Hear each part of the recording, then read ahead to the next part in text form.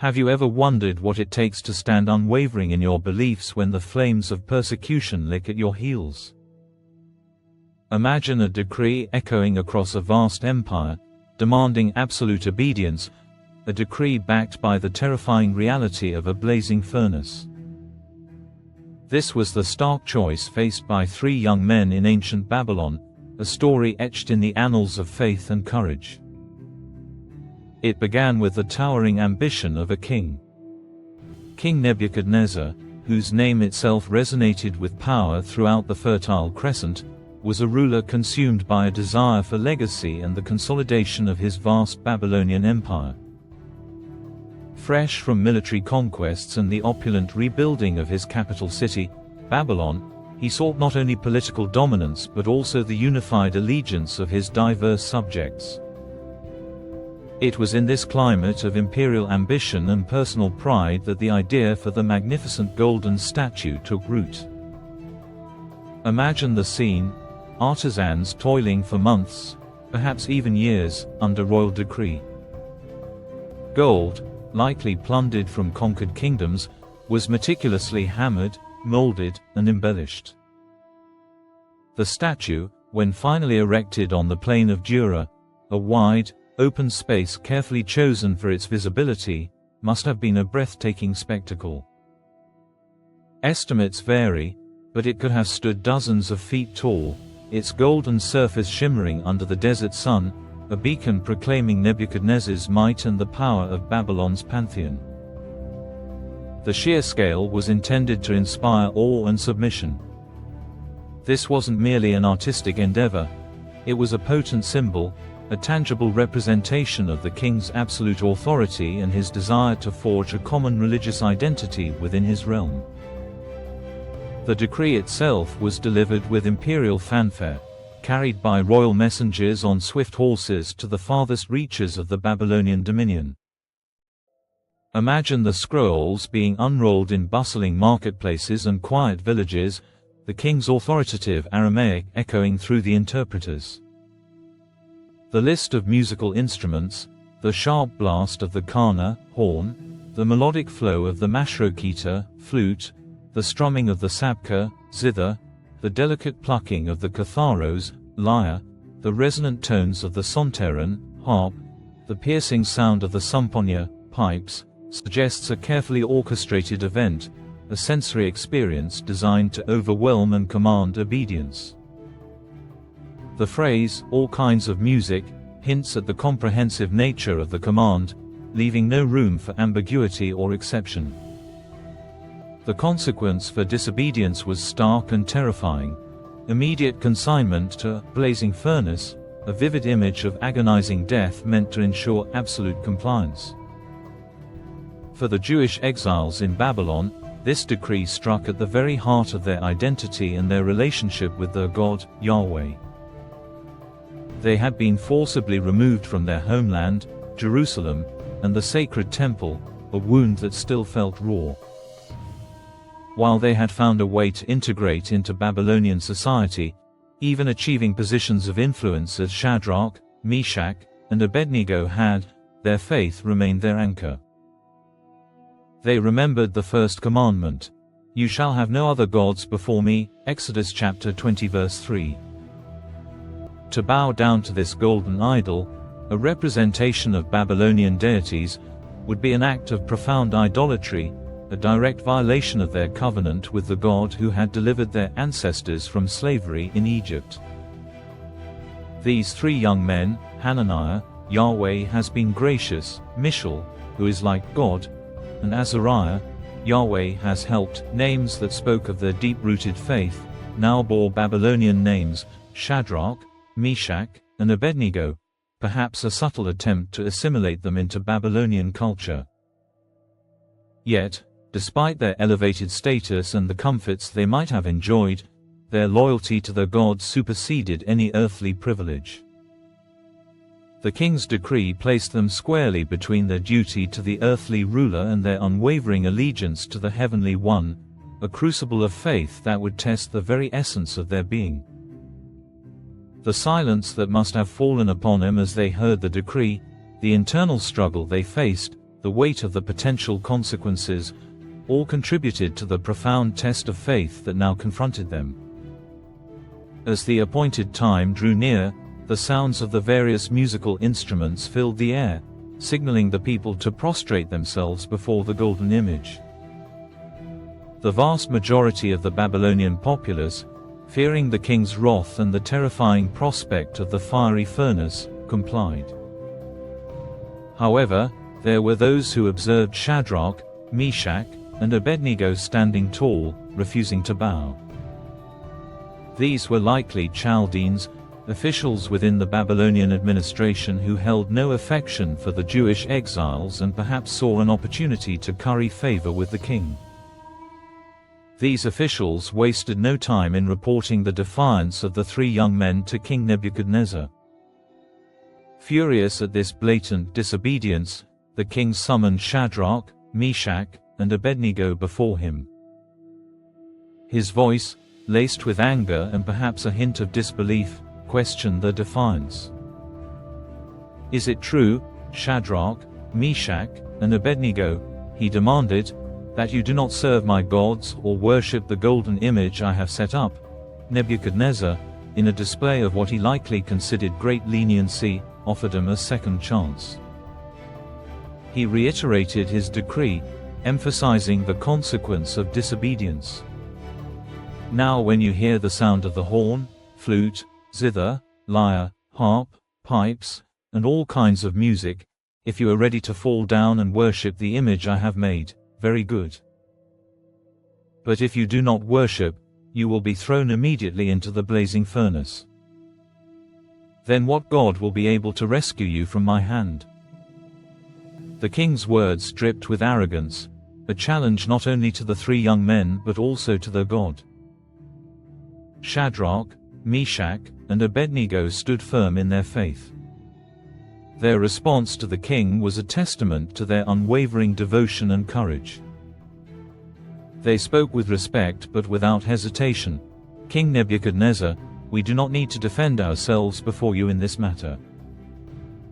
If we are thrown into the blazing furnace, the God we serve is able to deliver us from your hand, O king.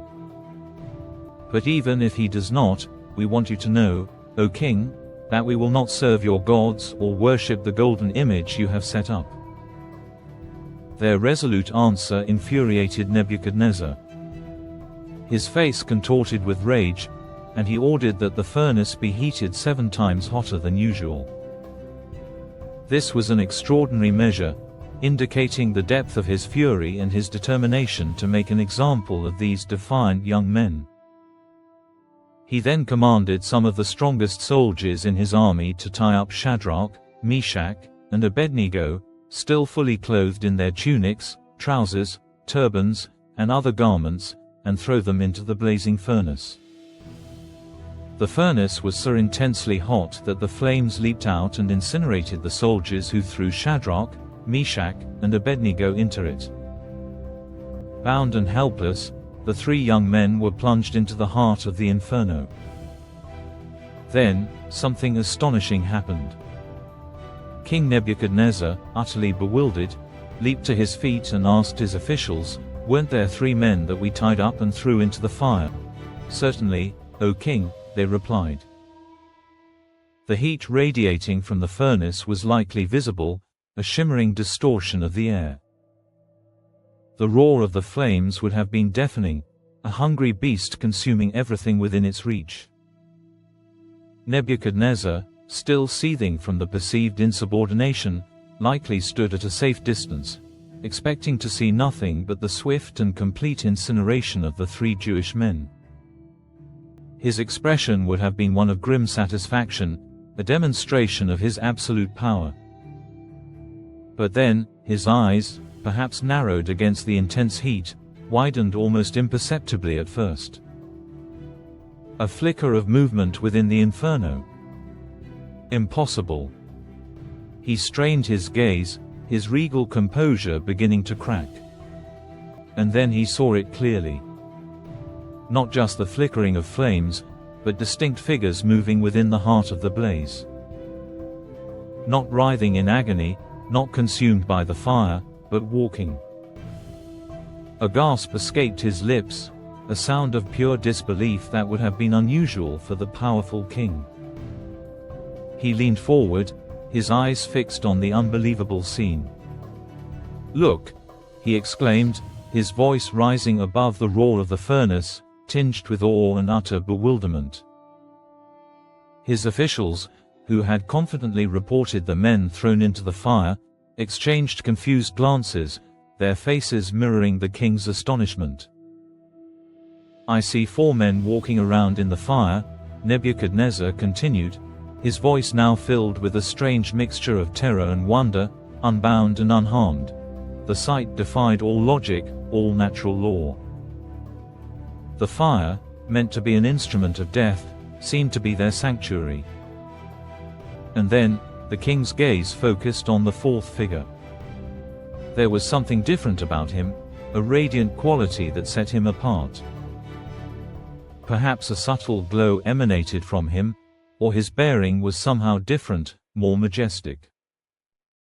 Nebuchadnezzar, steeped in the polytheistic beliefs of his time, could only grasp at familiar concepts to describe the inexplicable. "And the 4th looks like a son of the gods," he declared, the phrase carrying a weight of profound realization, a sense that he was witnessing something beyond human comprehension, an intervention from the divine realm. Overcome by a potent cocktail of awe, fear, and a dawning recognition of the power he had just challenged, Nebuchadnezzar, forgetting his royal dignity for a moment, instinctively moved closer to the opening of the furnace.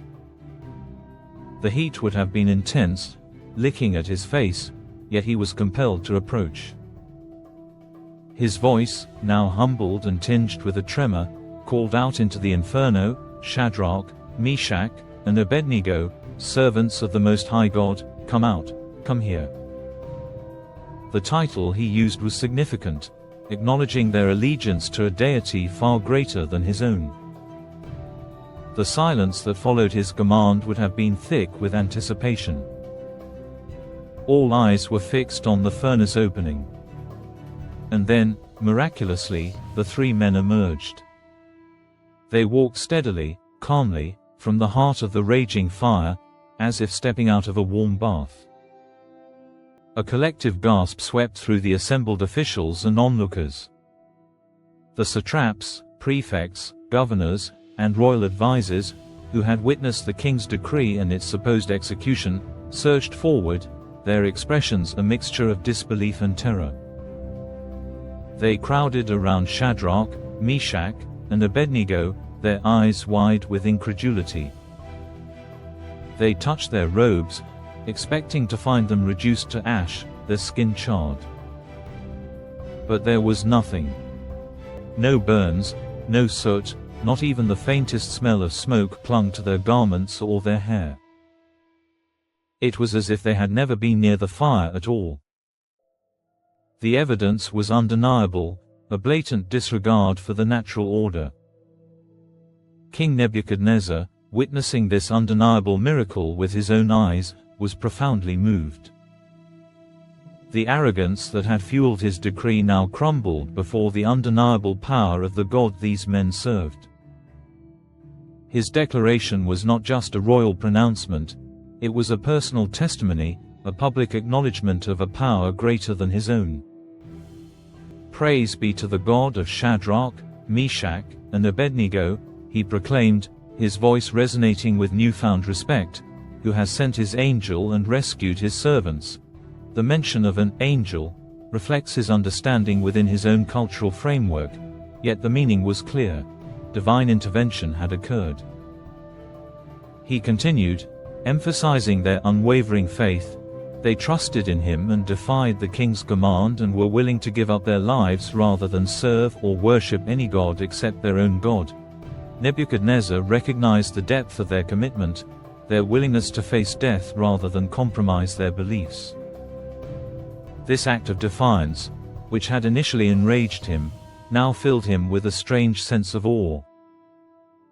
His subsequent decree was a complete reversal of his previous command, born out of respect and perhaps a touch of fear.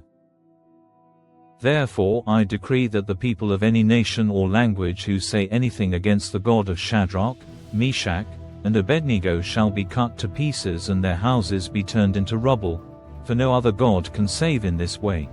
This was a powerful edict, granting unprecedented protection and recognition to the God of the Jewish exiles within his vast empire. The once proud king had been humbled by a demonstration of divine power, and his decree reflected this profound shift in his understanding. Following this extraordinary event, the king promoted Shadrach, Meshach, and Abednego to even higher positions in the province of Babylon. The story of their unwavering faith and miraculous rescue became a powerful testament to the sovereignty and saving power of God, echoing through the corridors of Babylonian power and down through the ages. It stands as a timeless reminder of the courage it takes to stand firm in one's convictions, even in the face of overwhelming pressure and mortal danger, and the profound way in which faith can be rewarded.